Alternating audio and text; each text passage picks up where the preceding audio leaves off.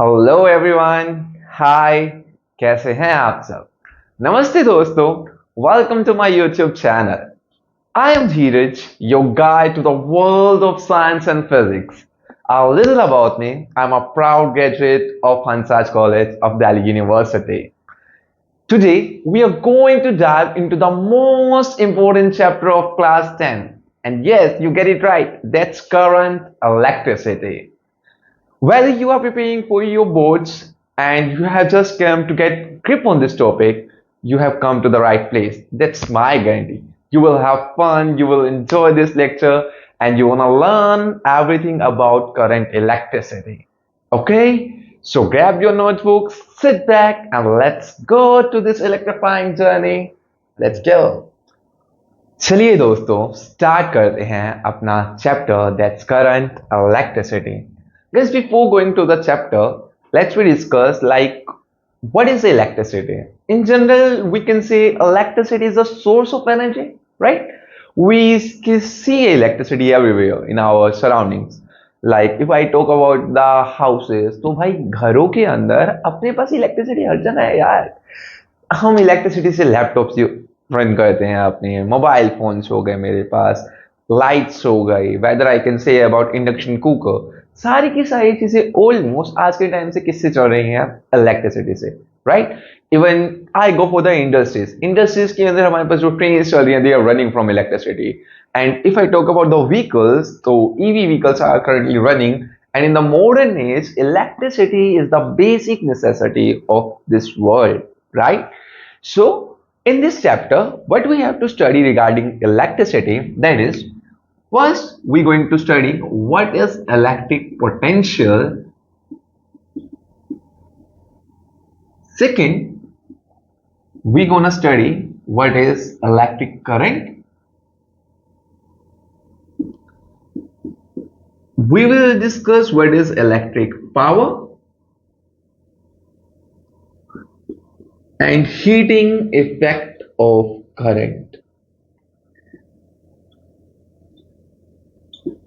यार, मुझे एक जनरल सी बात बता, सच में तुझे इलेक्ट्रिसिटी के बारे में मुझसे ज्यादा पता है? बस regarding we have to learn this in a structured way, because we are in 10th, we have seen a lot of things.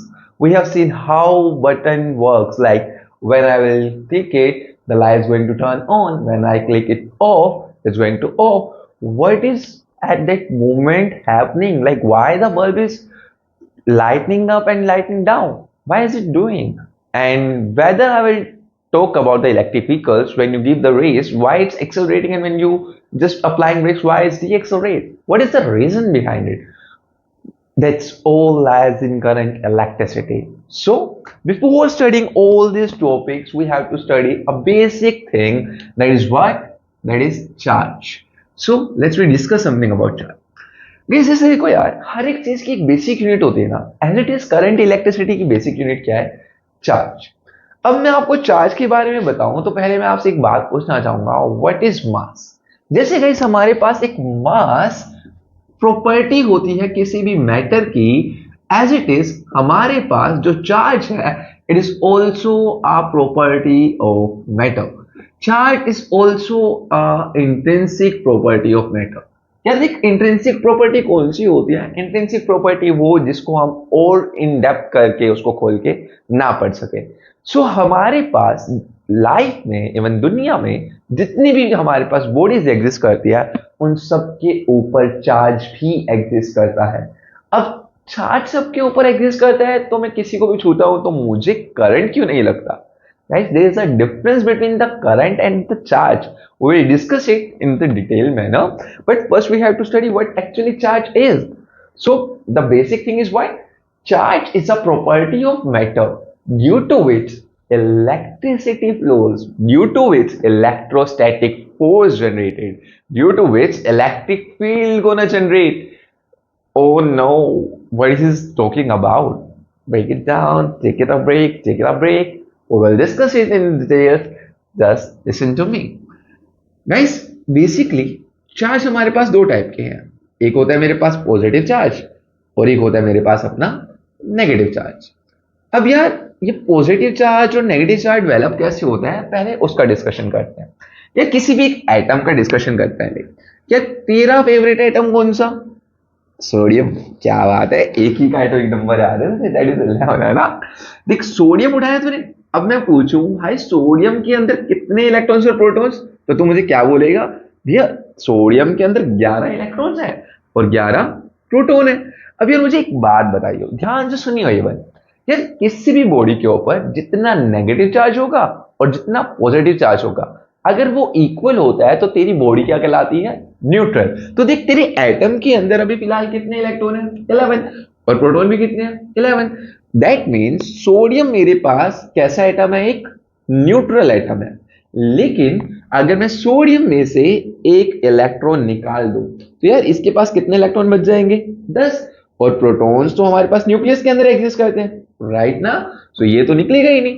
सो इसका मतलब मेरे पास सोडियम के ऊपर कितना चार्ज आ जाएगा, 1 पॉजिटिव चार्ज आ जाएगा।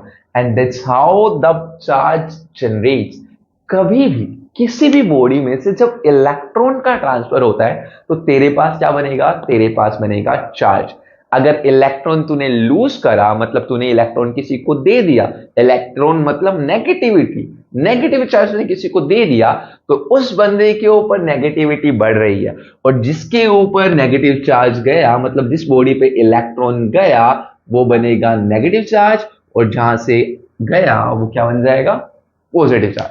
देखिए यार हम बचपन में काफी चीजें कर चुके हैं, तूने वो वाला करा होगा एग्जाम्पल, स्केल को लिया या फिर कॉम को लिया, ड्राई हेयर में मस्त रगड़ा, मस्त रगड़ा, मस्त रबिंग करी, और रबिंग करने के बाद पीसीज ऑफ पेपर को अटैक किया, है ना। सो जब तू रब करता था ना तो क्या होता होगा, तेरे हेयर में से या कॉम में से इलेक्ट्रॉन जंप करता होगा, और इलेक्ट्रॉन जंप करता होगा तो एक पे डेफिशिएंसी और एक पे गेनिंग। जिस पे कमी आएगी इलेक्ट्रॉन की उस पे क्या बनेगा, पॉजिटिव चार्ज, और जो इलेक्ट्रॉन को गेन करेगा उस पे क्या बनेगा, नेगेटिव चार्ज। इसी अकॉर्डिंग हमारे पास क्या डेवलप हुए, चार्जेस। चार्जेस कितने टाइप के हैं, that is two, one is positive charge and second is negative charge. अब बता फटाफट से पॉजिटिव चार्ज कैसे बना। भाई पॉजिटिव चार्ज बनता है डेफिशिएंसी की वजह से। अगर मेरे पास इलेक्ट्रॉन्स की डेफिशिएंसी हो रही है, एक बॉडी से इलेक्ट्रॉन जंप करके दूसरी बॉडी में जा रहा है और दूसरी बॉडी उस इलेक्ट्रॉन को क्या कर रही है, गेन कर रही है।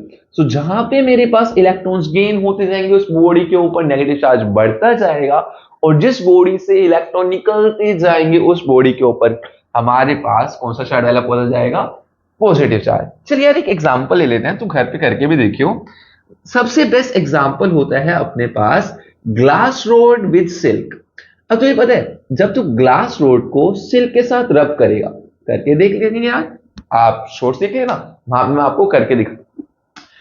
जब हमने ग्लास रोड को किसी भी एक सिल्क के क्लॉथ के साथ रब करेंगे, हम क्या कर रहे हैं, मेरे पास एक ग्लास रोड है, ये मान लो let suppose is the glass rod, और मैं उसको सिल्क क्लॉथ के साथ क्या कर रहा हूँ, रब कर रहा हूँ, रब कर ही जा रहा हूँ, कर ही जा रहा हूँ। तो क्या होगा, मेरे पास ग्लास रोड से इलेक्ट्रॉन निकलेगा, और इलेक्ट्रॉन किस पे जाएगा, सिल्क पे।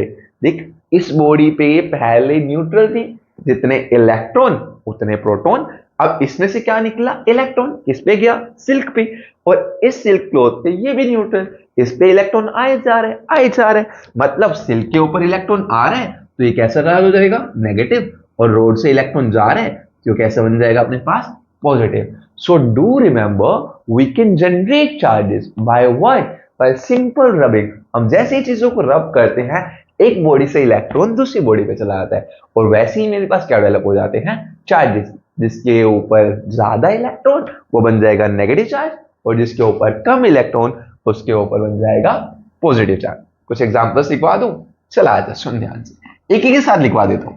यार तू अपनी ग्लास रोड को पता है इनमें से किसी के साथ भी रब कर दे, चाहे तू रब कर इसको सिल्क के साथ, चाहे तो इसको रब कर वूल के साथ, चाहे तो इसको रब कर अपने पास इबोनाइट रोड के साथ, हर बारी मेरे पास ग्लास रोड से इलेक्ट्रॉन निकलेगा और किस पे जंप करेगा, रोड पे, वुड पे और सिल्क पे।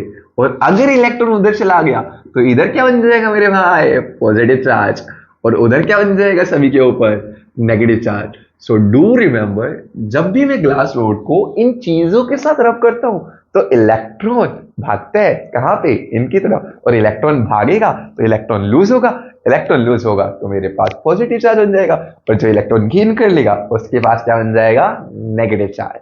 क्या इतनी बातें समझ में आई?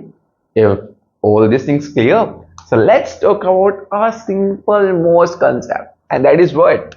That is quantization of charge. क्या कहलाएंगे भाई मेरे? Quantization of charge. भारी भरकम वर्ड आया, क्वांटाइजेशन, है ना? क्या होता है ये क्वांटाइजेशन, बात करते हैं। ऐसे मुझे एक बात बता, मान ली तो शॉपकीपर के पास गया, ठीक है, और तूने कहा भैया मेरे को ना एक पेंसिल दे दो, ठीक है। अब भैया क्या करेंगे, अपने पेंसिल बॉक्स में से एक पेंसिल निकालेंगे और तुझको दे देंगे, जनरल ना। लेकिन अब भैया को तूने बोल दिया एक पेंसिल दो, भैया के मन में आया, पेंसिल बॉक्स से निकाला, बीच में से तोड़ा, ले भाई एक पेंसिल, तू क्या करेगा उस पेंसिल का? तू तो मुझको नहीं दो। सेम मतलब आपको जो पेंसिल चाहिए वो कैसे चाहिए, पूरी चाहिए। यही मतलब है क्वांटाइजेशन ऑफ चार्ज का। यार चार्ज हमारे पास कभी भी एग्जिस्ट करता है ना, तो एग्जिस्ट करता है एक पूरे के पूरे इलेक्ट्रॉन के फॉर्मेट में। मतलब कहने का मतलब क्या हुआ, जैसे उन्हें रब करा ग्लास रोड को, और ग्लास रोड से इलेक्ट्रॉन गए, मतलब यार या तो एक इलेक्ट्रॉन, या दो, या तीन, या चार, या 4,000, 5,000, 5,00,000, 5 करोड़, इतने इलेक्ट्रॉन जाएंगे यार, जाते भी हैं मेरे पास। सो पूरे का पूरा सिंगल इलेक्ट्रॉन का चल रहा है, एक इंटीग्रल इलेक्ट्रॉन जा रहा है। मतलब जो चार्ज बन रहा है वो कैसे बन रहा है, integral multiple of an electron. भाई इंटीग्रल इंटीग्रल का मल्टीपल क्या मतलब यार, मतलब कि कोई भी चीज एग्जिस्ट करेगी, चार्ज एग्जिस्ट करेगा, वो इंटीजर फॉर्मेट में एग्जिस्ट करेगा, ठीक है।